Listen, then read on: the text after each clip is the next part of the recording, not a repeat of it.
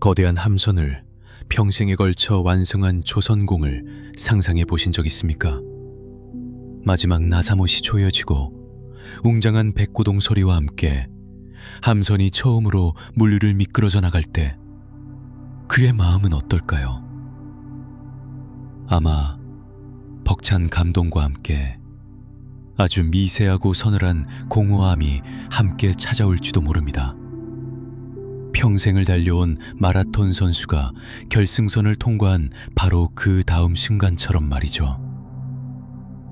성취감일까요? 아니면 이제 더 이상 달려갈 곳이 없다는 막막함일까요?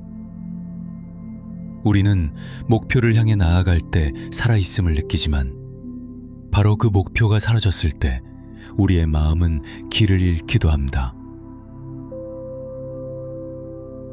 안녕하십니까?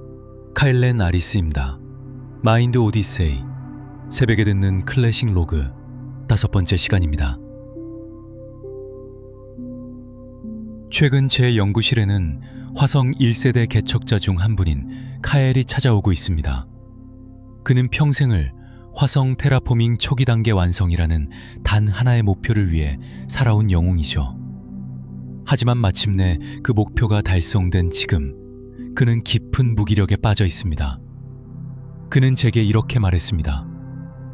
박사님, 제 인생은 마치 모든 부품을 완벽하게 조립했지만 엔진에 시동이 걸리지 않는 거대한 함선 같습니다. 명예, 안정적인 연금, 건강, 모든 것이 제자리에 있는데 정작 제 마음이라는 선실은 텅 비어 아무런 동력이 느껴지지 않습니다. 만약 제가 그를 21세기의 기준으로 진단한다면 주요 우울장애의 한 형태로 볼 것입니다. 특히 은퇴나 큰 성취 같은 인생의 중대한 변화 이후에 찾아오는 적응장애 혹은 실존적 우울에 가깝다고 할 수 있죠. 이것은 개인의 나약함이 아닙니다. 22세기 개척사회는 생존과 건설이라는 거대한 공동의 목표를 향해 달려왔습니다. 하지만 그 목표가 달성된 지금, 많은 1세대들이 카엘처럼 자신의 다음 역할과 삶의 의미를 찾지 못하고 방황하고 있죠. 그의 고통은 우리에게 중요한 질문을 던집니다. 마음이란 여러 부품들의 단순한 합일까요? 아니면 그 부품들이 모여 만들어내는 멈추지 않는 움직임 그 자체일까요?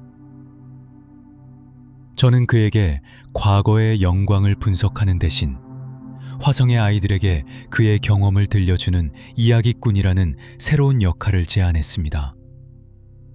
그의 인생이라는 강물이 고여 썩지 않고 다음 세대라는 새로운 바다를 향해 흘러가도록 돕는 것이죠.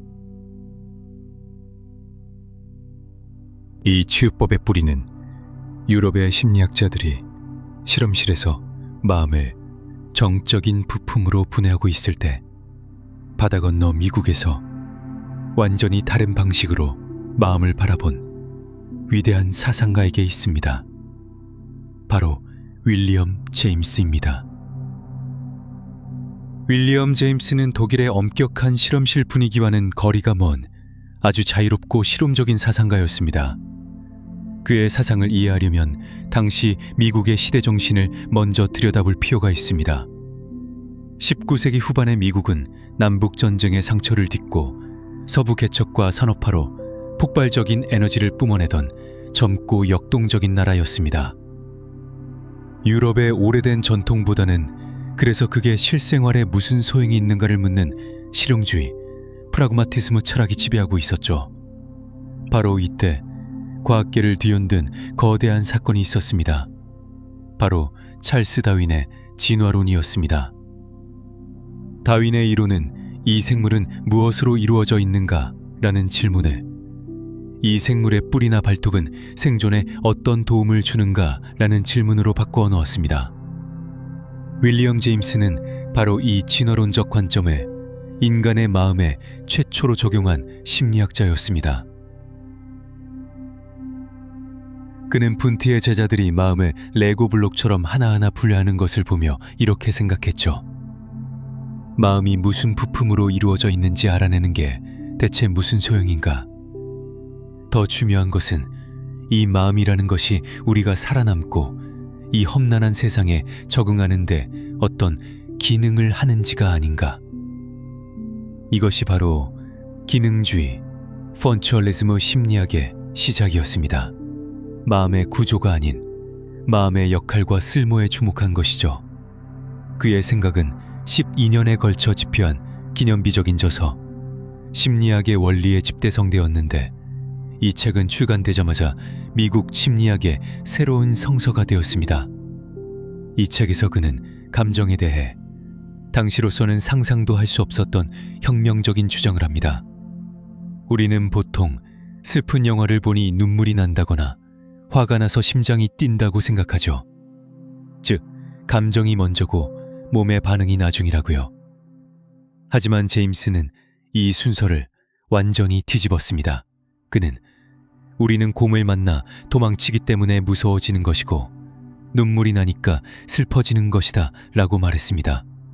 외부 자극에 대해 심장이 뛰고 손에 땀이 나고 근육이 긴장하는 등 우리 몸이 먼저 자동적으로 반응하고 이후에 우리의 뇌가 바로 그 신체적 변화를 인식하는 것이 바로 감정이라는 겁니다. 화성에서 갑작스러운 감압 경보를 들었을 때 우리가 공포를 느끼기 전에 이미 우리의 심장은 뛰고 있고 호흡은 가빠져 있습니다.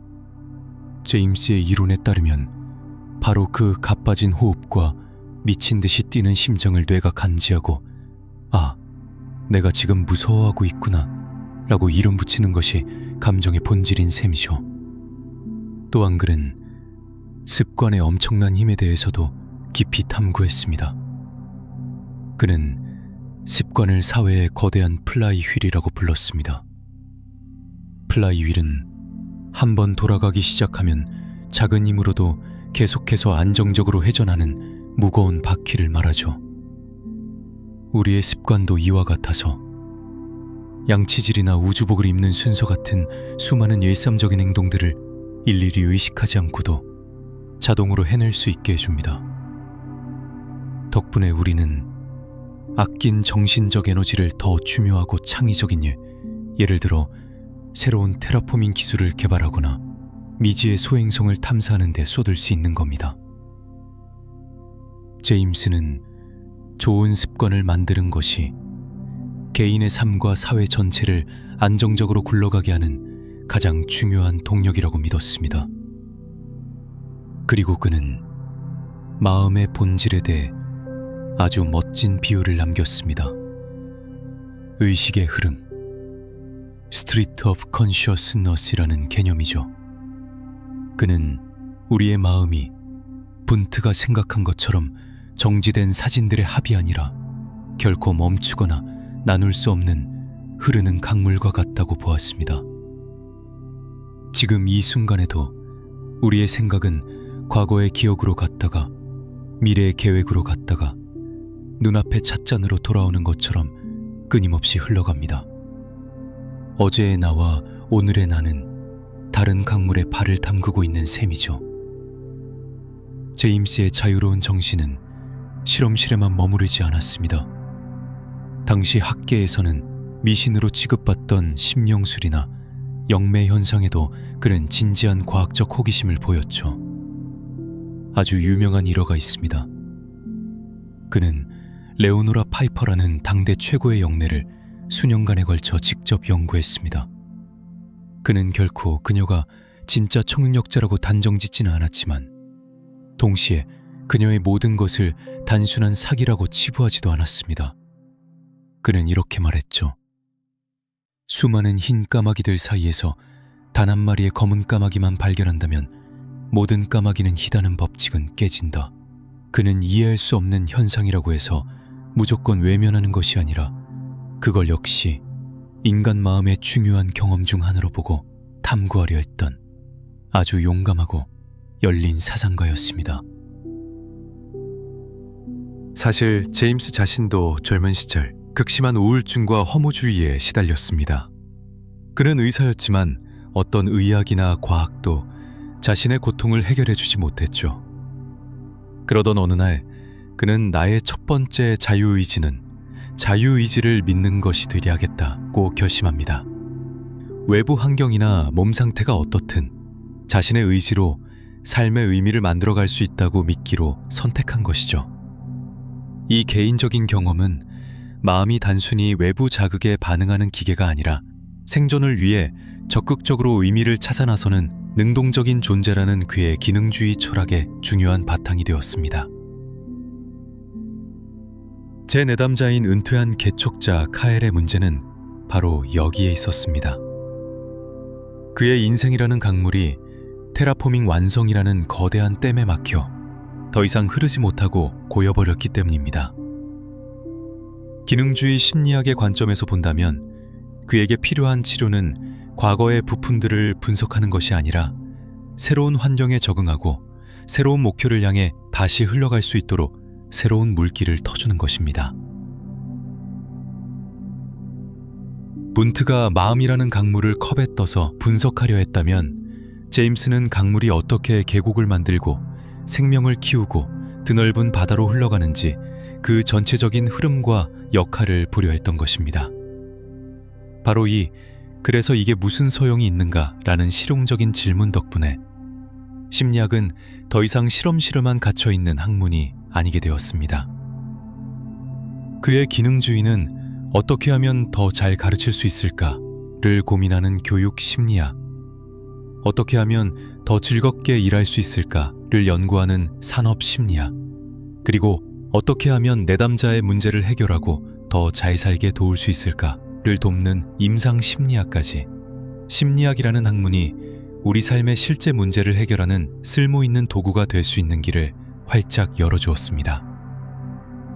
이것이 바로 그가 미국 심리학의 아버지라고 불리는 가장 큰 이유입니다.